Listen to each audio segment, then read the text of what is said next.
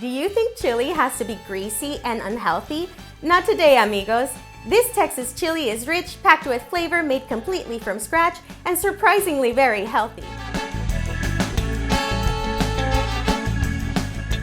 Hola amigos! Welcome back to Tex-Mex at Home. Today we're making a big pot of chili, all from scratch. No cans, no shortcuts, just bold flavor, fresh ingredients, and that Tex-Mex soul. Our ingredients for today are 1 onion diced, 4 cloves of garlic minced, 1 jalapeño finely diced, 2 pounds of ground beef, 2.5 tablespoons of chili powder, 1 teaspoon of cumin, 1 tablespoon of salt, 1 teaspoon of black pepper, 1 green bell pepper seeded and diced, 4 tomatoes, 2 diced and 2 cut into chunks, 2.5 cups of cooked red kidney beans, 2 cups of beef broth, 1 cup of beer, 1 tablespoon of brown sugar, and 1 teaspoon of oil. Alright amigos, now that you have all your ingredients, let's get to it. Set your pot to medium heat. I'm using a mix of diced and chunky fresh tomatoes for the perfect texture, but feel free to use whatever works for you.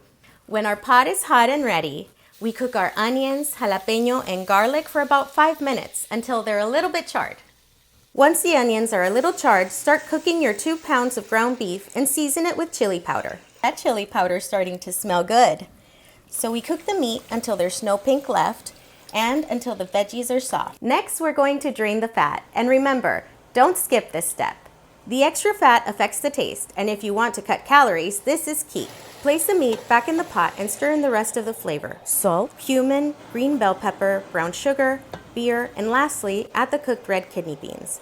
We are using freshly cooked kidney beans, but you can also use canned beans if you don't have time to cook them. Bring everything to a boil, reduce the heat to low, and simmer covered for 45 minutes. Alright, our chili is done. Now top it with whatever you like. I like Mexican cheese blend. That looks delicious. I hope you enjoyed this video. If you want more Tex-Mex at home recipes, hit subscribe and tap that notification bell so you never miss a new one. Don't forget to like this video and I'll see you in the next one. Hasta luego! I gotta try this now.